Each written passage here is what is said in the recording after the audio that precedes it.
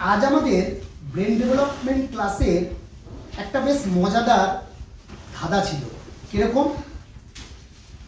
একের পরে দুই, দুইয়ের পরে তিন, তিনের পরে চার, এইভাবে 10-এর পরে 11, 11-র পর 12, তাহলে 12-র পর 13 হওয়া উচিত।